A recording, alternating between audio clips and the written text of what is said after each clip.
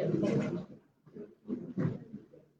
Assalamualaikum warahmatullahi wabarakatuh. Selamat sore rekan-rekan semuanya. Hari ini kembali KPK akan menyampaikan terkait dengan perkembangan penanganan perkara. Hari ini ada yang akan disampaikan terkait dengan penetapan tersangka dan juga dilakukan penahanan. Dan kita tahu bahwa proses penyidikan di KPK saat ini misalkan yang diambil oleh pimpinan adalah pengumuman penetapan tersangka itu dilakukan ketika bersamaan dengan dilakukan penahanan.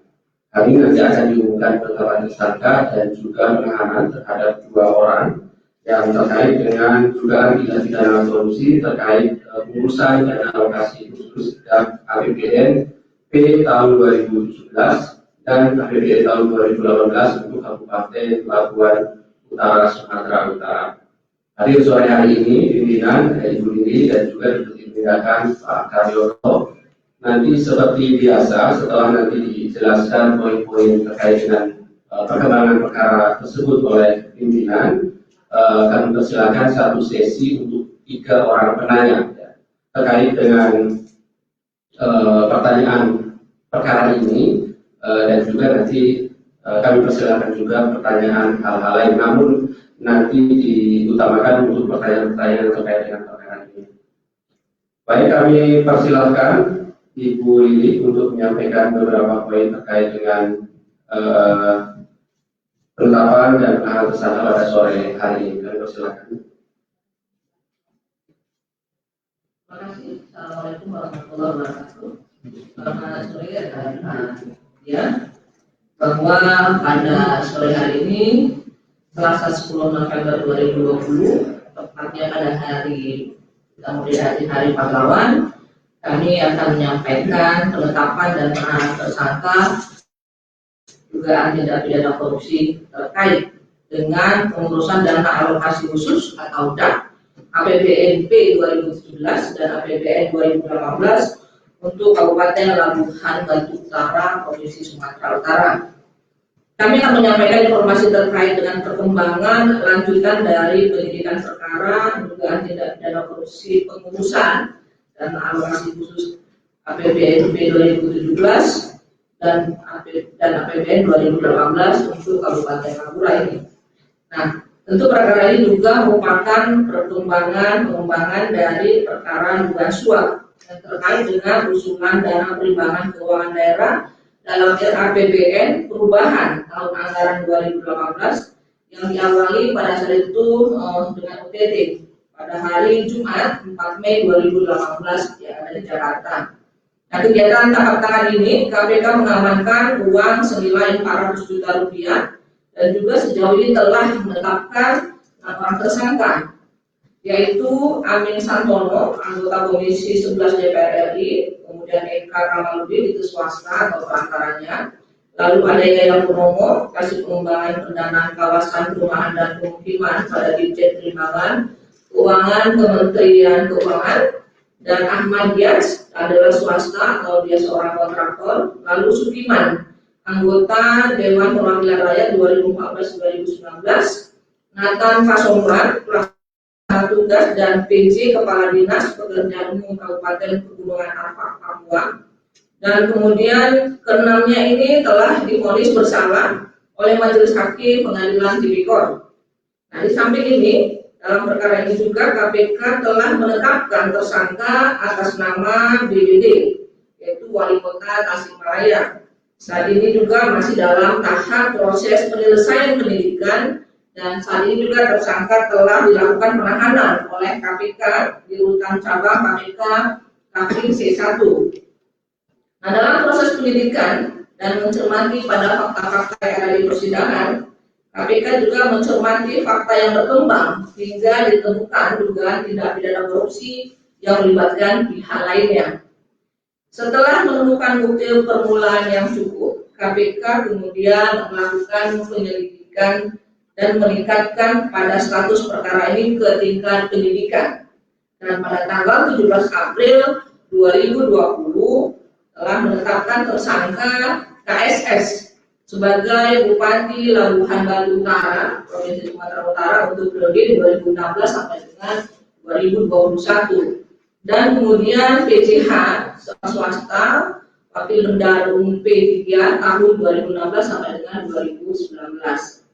Nah, atas perbuatannya ini kemudian KSS disangkakan melanggar pasal 5 ayat 1 huruf A kecil atau pasal 5 ayat 1 huruf B kecil atau pasal 13 Undang-Undang Nomor 31 Tahun 1999 tentang pemberantasan tindak pidana korupsi sebagaimana yang telah diubah dengan Undang-Undang Nomor 20 Tahun 2001 tentang perubahan atas Undang-Undang Nomor 31 Tahun 1999 tentang pemberantasan tindak pidana korupsi junto pasal 55 ayat 1 ke 1 KUH pidana.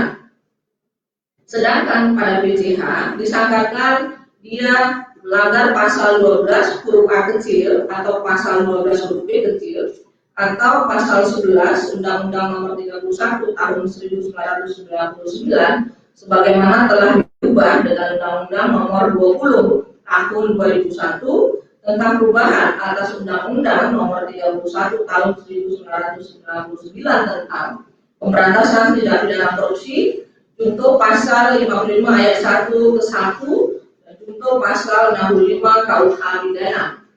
Dan untuk kepentingan penyidikan pada hari ini setelah dilakukan pemeriksaan terhadap 45 orang saksi dan juga kepada para tersangka, penyidik akan melakukan penahanan untuk 20 hari ke depan terhitung sejak tanggal 10 November 2020 sampai dengan 29 November 2020 masing-masing terhadap TSK KSS itu di Rutan Polres Jakarta Pusat dan kemudian untuk TSK PJH di Rutan Polres Jakarta Timur.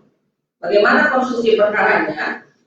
Bahwa 10 April 2017 pemerintah Kabupaten Labuhan Batu Utara mengajukan dana alokasi khusus atau DAP untuk tahun anggaran 2018 melalui program e-planning dengan total permohonan sebesar 504 miliar 734.540.000 dan kemudian KSS sebagai bupati menugaskan Agusman Sinaga selaku Kepala Badan Pengelola Pendapatan Daerah Pemerintah Kabupaten Labuhan Batu Utara untuk menemui Yaya Purnomo dan Rifa Surya di Jakarta guna membahas potensi anggaran pada Kabupaten Labuhan Batu Utara dan meminta bantuan dari untuk kepengurusannya.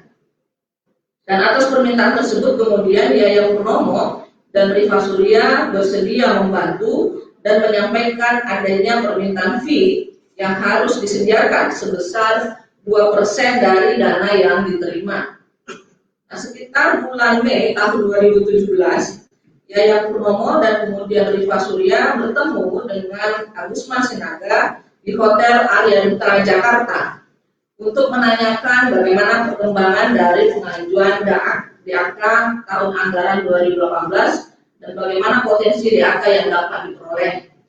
Nah, selanjutnya pada bulan Juli 2017 bertempat di sebuah hotel di Jakarta, Yaya Purnomo dan Rifa Surya melakukan pertemuan dengan Agusman Sinaga dan memberitahukan pagu indikatif DAK Labuhan Batu Utara sebesar 75 miliar 200 juta. Dan kemudian pada bulan Juli atau bulan Agustus 2017, setelah adanya kepastian perolehan DAK tahun anggaran 2018 untuk Kabupaten Labuhan Batu Utara, Yaya Purnomo dan Rifa Surya melakukan pertemuan dengan Agusman Sinaga di sebuah hotel di Cikini. Dan dalam pertemuan itu Yaya Purnomo dan Rifa Surya diduga menerima uang dari KSS melalui Agusman Sinaga sebesar $80.000 Singapura. Setelah Kementerian Keuangan RI mengumumkan Kota Labuhan Batu Utara memperoleh anggaran DAK tahun anggaran 2018, KSS melalui Agusman Sinaga kembali memberikan sejumlah uang kepada Yaya Purnomo dan Rifa Surya sebesar $120.000 Singapura. Dan sekitar bulan Januari 2018, Rifa Surya memberitahu bahwa anggaran DAK tahun tahun anggaran 2018 untuk pembangunan RSUD Aikanopat sebesar 30 miliar belum dapat diinput dalam sistem Kementerian Keuangan sehingga tidak dapat dicairkan. Dan atas informasi ini kemudian Yaya Purnomo menghubungi Agusman Sinaga untuk memberitahu masalah itu dan meminta agar Agusman Sinaga menyelesaikan dengan kembali meminta fee sebesar 400 juta rupiah. Dan atas permintaan fee itu kemudian Agusman Sinaga melaporkan kepada KSS dan disetujui. Nah, pada bulan April 2018, Yaya Purnomo dan Rifa Surya kembali bertemu dengan Agusman Sinaga di Jakarta. Dalam pertemuan itu diduga dilakukan pemberian uang dari KSS melalui Agusman Sinaga sebesar 90.000 dolar Singapura secara tunai dan mentransfer dana sebesar 100 juta ke rekening Bank BCA nomor 0401275041 atas nama SKPJH. Dugaan penerimaan uang oleh tersangka PJH tersebut terkait pada pengurusan DAK pada APBN 2018 untuk Kabupaten Labuhan Batu Utara. Sebagaimana penanganan perkara yang pernah dilakukan KPK, kami KPK tetap berkomitmen untuk terus melakukan penelusuran arus uang kepada pelaku yang lain dan harus bertanggung jawab secara hukum berdasarkan pada bukti yang cukup. Sekali lagi, KPK mengingatkan kepada seluruh penyelenggara negara, baik yang ada di pusat maupun yang ada di daerah, agar melakukan pengelolaan keuangan negara secara bertanggung jawab dan berhati-hati. Karena uang yang dikelola itu adalah hak masyarakat. Hingga korupsi yang dilakukan sama artinya dengan merampas hak masyarakat untuk menikmati anggaran dan pembangunan yang ada. Terima kasih.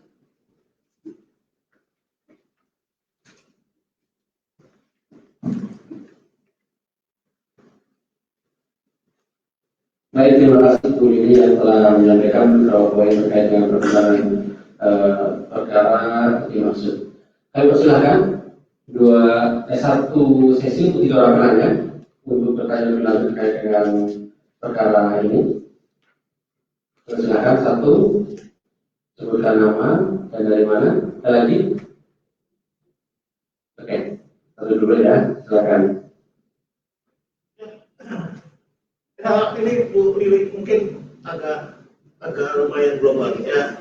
Dari pertama kasus Amin Santono ditangkapnya, kemudian Yaya Purnomo, pengembangan dari kasus ini saya melihat ada sedikit ambigu gitu. Artinya bahwa pengajuan dana sebesar ini, DAK ini yang cukup luas, hanya melibatkan 2 orang anggota DPR, yaitu Amin Santono di Komisi 11 dari Demokrat dan satu lagi Sukima dari PAN. Nah, sempat sebelumnya dalam proses pengembangan penyidikan dipanggil beberapa orang yang berkaitan soal Banggar. Terus kemudian bahkan sempat dipanggil mantan ketua Komisi Anggaran, terus Ketua Banggar, bahkan Dirjen Perimbangan Keuangan. Nah, ini artinya bahwa saya melihat bahwa segmennya luas, tetapi apakah memang hanya cukup dibahas pengajuan itu oleh 2 orang yang ada duduk di dalam satu komisi, yaitu Komisi Penganggaran. Lalu pengembangan di atasnya Yaya ini kayaknya agak sedikit kurang atau melemah. Bahkan di Dirjen Perimbangan Keuangan aja bisa dihitung nggak nyampe 3 kali. Padahal stepnya itu banyak yang berkaitan dengan pengajuan anggaran, penambahan anggaran. Nah, selanjutnya pertanyaan saya, sudah berapa sih kepala daerah yang terlibat? Seingat saya itu ada 17 kalau nggak salah. Dari wali kota Dumai, terus kemudian di Jawa Barat aja udah berapa tuh? Apa? Ya, maksud saya sudah dikalkulasi ini udah berapa sih sebenarnya yang menjadi tersangka, bahkan sudah ditahan atau bahkan sudah divonis? Ini udah berapa kepala daerah? 9. Ini kan nah ini kan ada ketidakjelasannya karena proses kebijakan baru ini kita tidak bisa menelusuri atau mengikuti tahu-tahu ujuk-ujuk TSK ditahan. Kita artinya tidak punya ruang teman-teman untuk melakukan pengamatan lebih dalam bersama-sama dengan penyidik. Day per day dari pengembangan dari setiap penyelidikan itu kita nggak dikasih ruang sekarang. Artinya nih, saya melihat ada kurang kejelasan teman-teman kemudian untuk melihat kasus pengembangan ini sudah sejauh mana. Kalau kemarin kita tahu, oh ini lagi di Garut nih, oh ini pengembangan lagi di Pakpak nih, oh ini Labuan Batu, kapan nih ke Labuan Bajo misalkan, kita udah tahu. Nah ini kan karena ada kebijakan baru ini justru saya lihat ada ya ambigu atau bahkan keterhidang kurang transparannya kinerja atau nongol tahan, walaupun dengan argumentasi mempunyai kepastian hukum bagi saya nggak masuk lah. Ya maksud saya ini bisa diperjelas dulu. Pertama, pengembangan memang sudah dipastikan hanya melibatkan Yaya Purnomo di level itu. Kedua, apakah memang hanya melibatkan anggota DPR dalam level anggota komisi 11 DPR? Hanya dua, Amin Santono dengan Cukiman. Apakah itu ketua komisi? Nggak mungkin lah ketua komisi nggak tahu anggotanya main kemana-mana misalkan. Terus kedua, yaitu soal Yaya Purnomo Dirjen Anggaran paling berapa kali. Ini agak-agak ada kayak pengkanalan atau males naik ke atas atau memang hanya mau ke bawah gitu loh. Terima kasih itu dulu Bu Luli. Mungkin bisa agak detail gitu. Oke, terima kasih Mas Mario. Silakan. Terima kasih. Assalamualaikum warahmatullahi wabarakatuh. Saya akan langsung jawab pertanyaan dari Mas Mario. Kembali bahwa memang kasus ini adalah kasus pengembangan yang sudah cukup lama. Dari sisi keadilan, memang kita akan angkat semua yang terlibat di sini. Yang pertama dari sisi pemberi, faktanya saudara Yaya Purnomo ini bukan bermain secara profesional untuk menaikkan anggaran. Ya. Dia hanya sifatnya mengintip dan tidak menggarap secara khusus. Kalau kita lihat beberapa suapnya juga tidak terlalu signifikan. Biasanya kalau yang profesional itu dia meminta berapa persen dari angka kenaikannya. Ya. Nah, dulu pengalaman saya di tahun-tahun 2006-2007 ketika ada orang yang memprofesikan diri sebagai orang yang bisa menggiring atau mengawal anggaran, itu betul-betul diikuti. Nah, dari pembahasan kami beberapa kasus yang mau naik dari tingkat lidik ke sidik, itu semuanya menyangkut Yaya Purnomo ini bukan orang yang profesional dan memahami dan bisa mempunyai kewenangan untuk menaikkan. Nah, kalau kita lihat jabatannya juga level eselon 3 lah ya. Dia bukan seorang direktur, dia bukan seorang dirjen. Dan kalau kita melihat nilai suapnya juga tidak terlalu besar. Dan kalau ada, tentunya beberapa orang yang tadi sudah disebutkan sudah mendapatkan keputusan dari persidangan, saya lihat tidak semuanya pakai terwakili. Berarti memang mereka mungkin bermain secara amatiran. Nah, kalau memang ada yang menyangkut aliran dana atau pengakuan, ya kalau ngaku tidak ada aliran dana pasti saja. Namun faktanya sampai hari ini terhadap beberapa kepala daerah yang berbeda yang memberikan untuk upaya menaikkan IAK maupun IHAMU tidak menyebut atau tidak ada alat bukti yang cukup terhadap pejabat-pejabat di atasnya. Mungkin itu sehingga kita tidak bisa memaksakan diri untuk menggigit siapa atau mentersangkakan siapa. Semuanya berdasarkan terhadap kecukupan alat bukti. Nah, memang ada beberapa kepala daerah lagi yang nanti akan waiting list lah ya. Dan masih ada beberapa ahli yang di Sumatera masih ada, yang di Bali juga ada, yang satu lagi di Jawa Barat ya masih ada. Nah, kembali kami sampaikan pada rekan-rekan semua, ini keterbatasan kami di sini di Kementerian Penindakan. Setiap kasus yang mau masuk harus selalu antri. Di JPU-nya mengatakan masih profit atau batal rem di situ. Mungkin itu.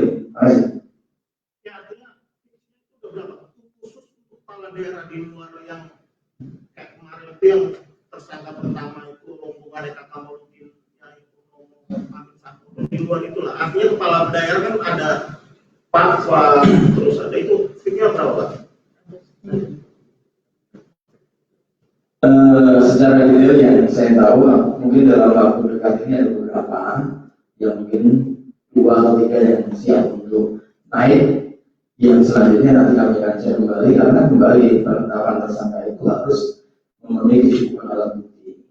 Ya kalau dia disebut kemudian alat buktinya tidak ada, ya kami tidak akan pernah memaksakan mengkasuskan terhadap hal-hal yang alat buktinya belum berkecukupan.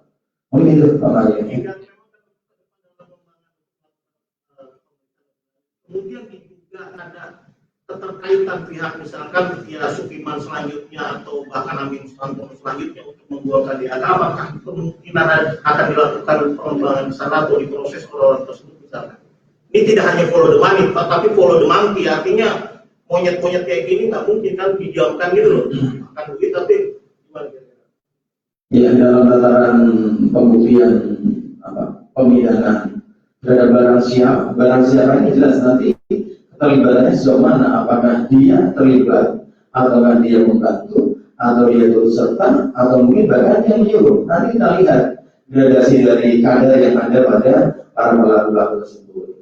Memang tidak menutup kemungkinan antara pemberi kemudian di satu sisi misalnya dengan Bupati Labura yang terlibat ini, dengan Bupati Tasik yang terlibat ini, dengan Bupati mungkin Tabanan atau mana yang terlibat ini.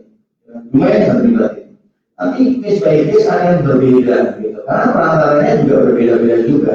Tidak satu perantara kemudian memainkan semua proyek-proyek yang akan dinaikkan di angka maupun tidak. Jadi lah ya, Pak Mari tetap akan kita bicara terhadap peran-peran yang mereka betul-betul memenuhi kecukupan alat bukti. Masih. Kemudian ini Bu bisa dijelaskan sedikit soal kasus Garuda itu membantu yang dari luar negeri itu eksekusi. Silakan tuh Pak Deputi aja. Tapi kebetulan tadi barusan kita diskusi tentang beberapa proses fraud yang dilakukan oleh pabrikan terhadap negaranya. Memang kita ada kerjasama dengan yang terakhir ini dengan Inggris. Yang kita kerjasama di situ bahan-bahan yang ada di Indonesia disidangkan di negara sana. Nanti ada beberapa organisasi dari kami KWK sangat concern terhadap pengembalian kerugian keuangan negara. Seperti kemarin dari yang Prancis ya cukup signifikan yang dikembalikan ke Indonesia. Mudah-mudahan nanti dengan Inggris juga akan ada beberapa pengembalian yang bisa disepakati dan bisa diputuskan oleh pengadilan sana. Seperti kemarin yang di Amerika berkaitan dengan EKTP yang tersangka bunuh diri dan Smarlin itu hampir ya sekitar 8 atau berapa juta dolar yang bisa dikembalikan. Ini ya sebagai bentuk upaya karena kembali yurisdiksi dan cara penyelesaian masalah hukum itu beda negara beda caranya. Nah, kalau di sana kan mungkin korporasinya yang dikejar terhadap pertanggungjawaban terhadap perbuatan bribery, ya itu akan ada berapa yang khusus. Artinya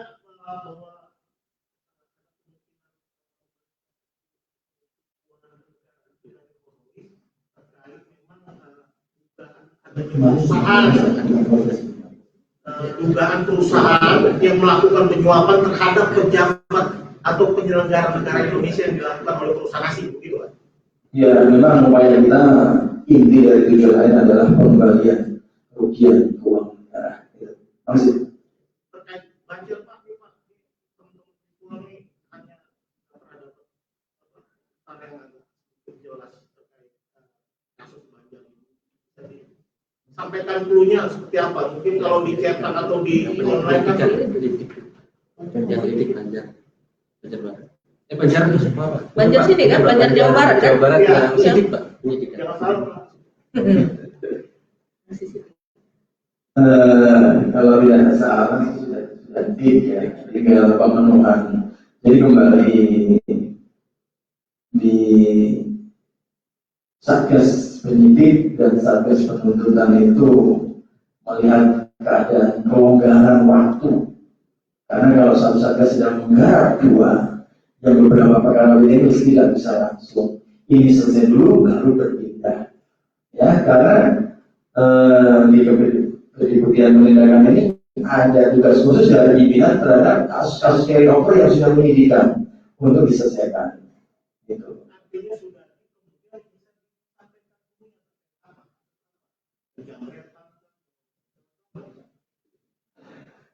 Visual kawan-kawan visual ini cukup Nanti segini, jadi Pak. PR aja tuh Mas, PR. Nanti bisa Pakai masa tunggu Ini harus ini aja. Nanti Mas Mario kalau mau bertanya khusus silakan bisa kita juru bicara nanti tanya ke saya akan bukakan perkaranya yang apa. Jadi kalau satu persatu banyak sekali perkara saya juga tidak hafal semuanya. Yang tadi seperti garuda memang kami berdiskusi apa yang diambil dan bagaimana upaya percepatan akselerasi agar apa yang menjadi goal daripada penindakan pemberantasan ini bisa kembali ke kerugian keuangan negara. Tapi kalau betul-betul saya tanyain tadi ya tidak semuanya saya menguasai juga. Lebih baik begitu, Mas Mario, silakan sampaikan kepada Pak Ali sebagai juga nanti Pak Ali yang menanya saya dan saya akan bisa tanya langsung kepada begini bagaimana proses perkembangannya. Kalau D pasti kami layani, tapi kalau D ya maaf kami belum bisa memberikan keterangan itu. Terima kasih. Yang diklah, yang pakai SK, KTP ini lama, kendalanya apa?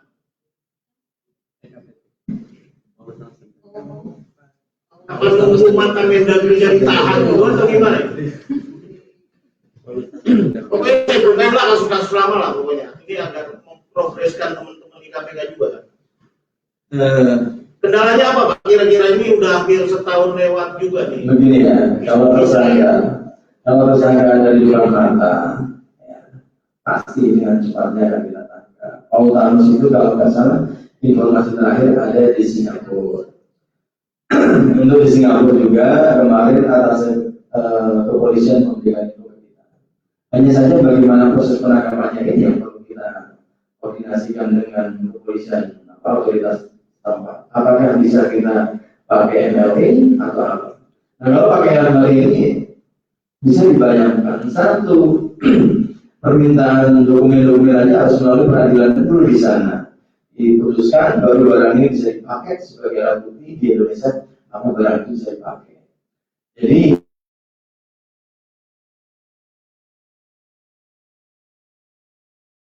juga dan apakah kegiatan administrasi di Singapura juga sudah sebagaimana biasanya atau bagaimana kita belum tahu.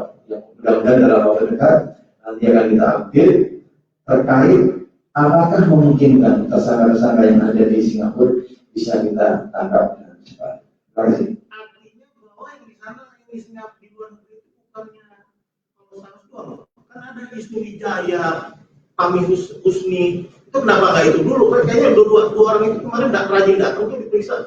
Kenapa nggak dua orang ini Direktur PNRI dan perancang chip EKTP-nya ini dulu yang ditangkap, misalkan ditahan? Gimana Mas Ali? Baik, Mas Mario, terima kasih ya. Jadi memang ada 4 orang tersangka yang sudah ditetapkan dan sudah diumumkan dengan di KTP ya. Beberapa waktu yang lalu juga penyidik sudah memanggil 2 orang yang diperiksa terkait dengan pemenuhan untuk alat bukti di dalam berkas perkara. Ya tentu begini Mas Mario, di dalam penyelesaian berkas perkara ini kan ada 4 ya. Itu idealnya memang 4-4-nya langsung kemudian diselesaikan, gitu ya, dan kemudian dilakukan penanganan atau penangkapan gitu. Tapi sekali lagi bahwa penyidik tentu mempunyai waktu penyelesaian perkara masing-masing itu, timeline-nya jelas gitu ya. Kapan kemudian perkara ini harus selesai, kapan kemudian penanganan harus dilakukan, kemudian pemberkasan tahap 1 kapan harus diselesaikan gitu.